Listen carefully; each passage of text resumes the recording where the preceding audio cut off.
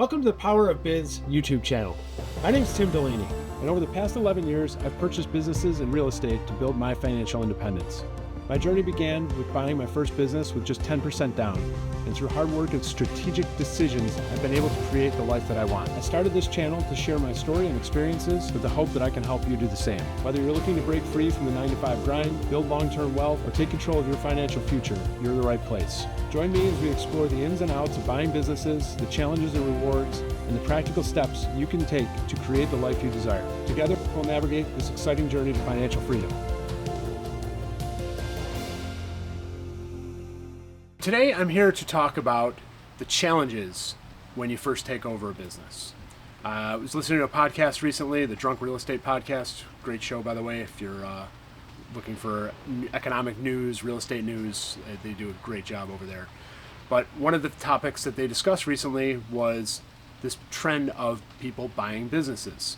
As the economy has shifted, more and more real estate investors have been shifting into buying businesses or talking about buying businesses.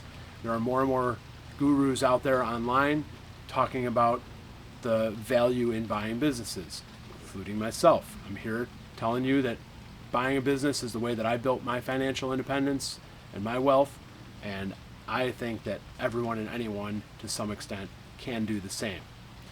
But there is a lot of nuance and some very big challenges to buying a business that you should be aware of.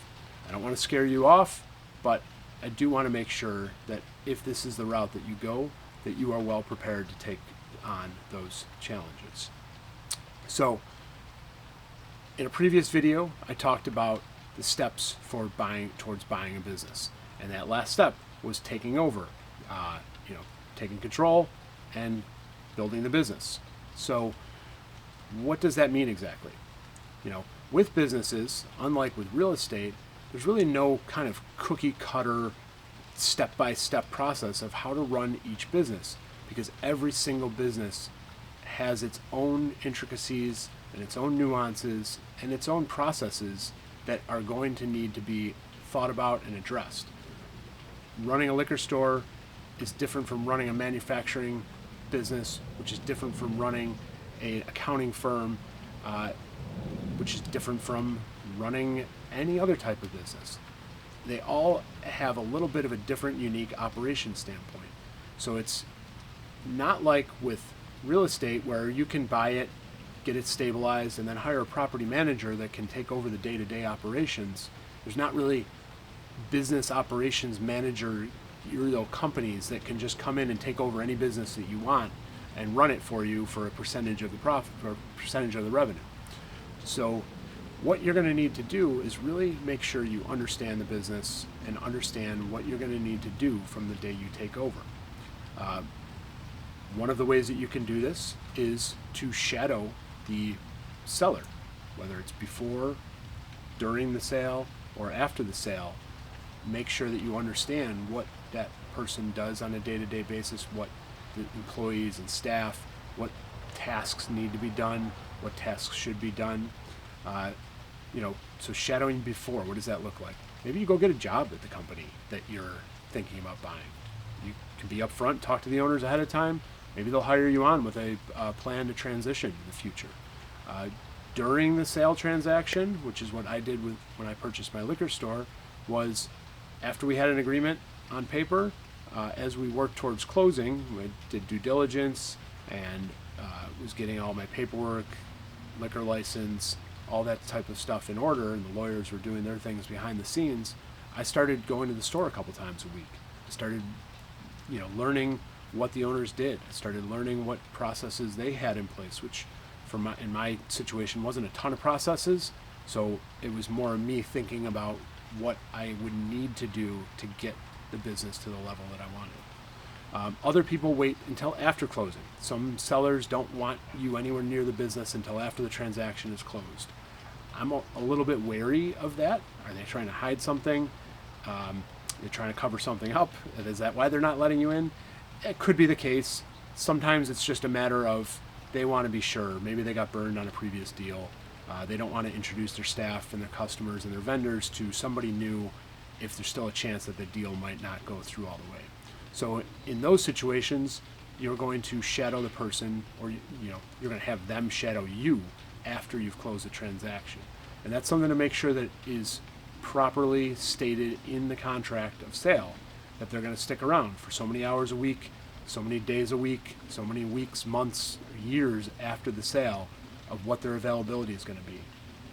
Always err on the side of longer than you think is going to be necessary, especially if you're arranging it in a way that you're not paying for that service. Some of the sellers will want to be paid if they're going to stick around for a very long time, but you always can shorten that engagement if you need to. It can be much harder to lengthen that engagement if you realize that you're still struggling after the first week, month, year of operations. That seller is selling for a reason. Usually it's because they don't want to be there every day anymore. And so if your agreement was for 3 weeks and then you're asking them to stick around for 6 months, they might say no, because they're looking forward to their beach holiday wherever they've got planned, and they don't want to be thinking about it anymore. So that shadowing after the fact, make sure that that is clearly stated in your contract agreement if that's the way you go. Now, there's some other aspects of business that are kind of across the board similar, no matter what type of business you're in.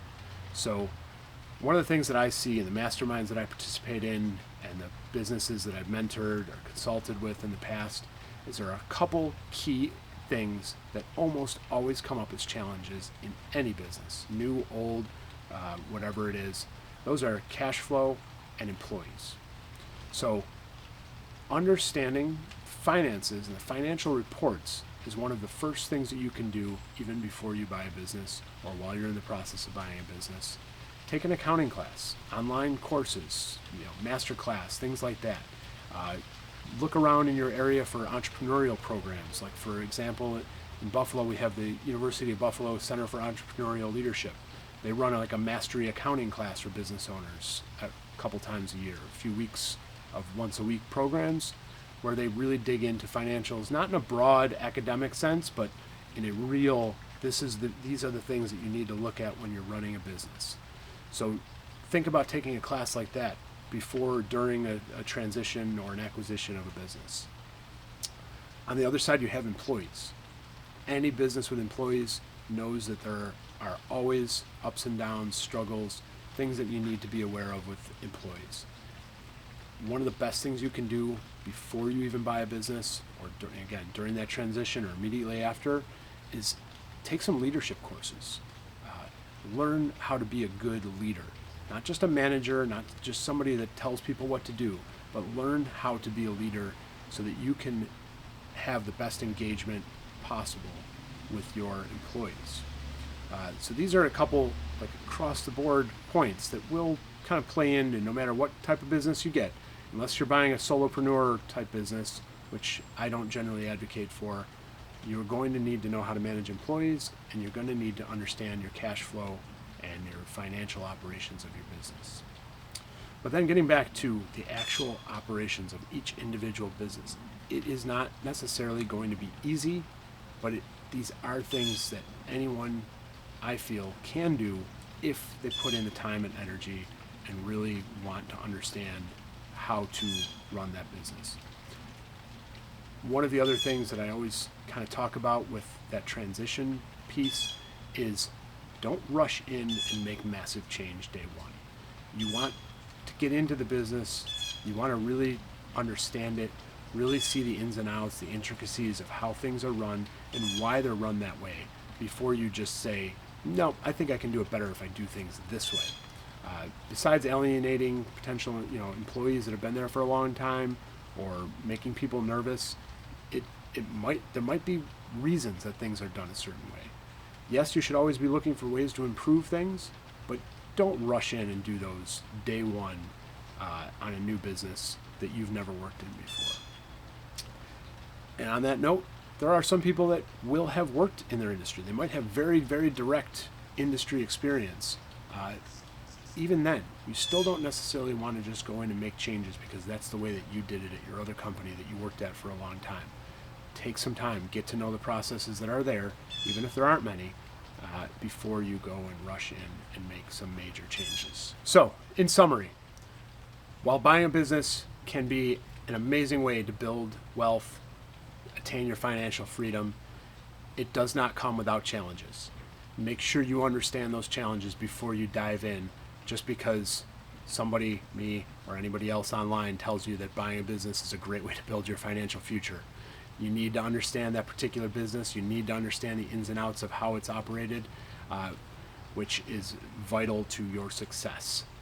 So if you want to learn some of those skills, keep following my video series. We're going to dig into how to run a business, some of the different metrics that I look at when I'm running my businesses, and what you need to pay attention to based on my experience and what I've done.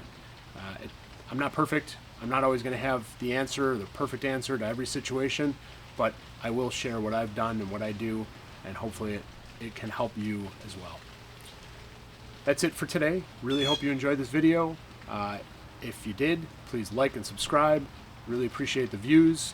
If you want to know anything specific about buying a business or running a business, just leave a comment in the comments below, and I will try to answer those as best I can, either in the comments and or in a future video. So really appreciate you tuning in today. Thanks for your time. I'll see you soon. Cheers.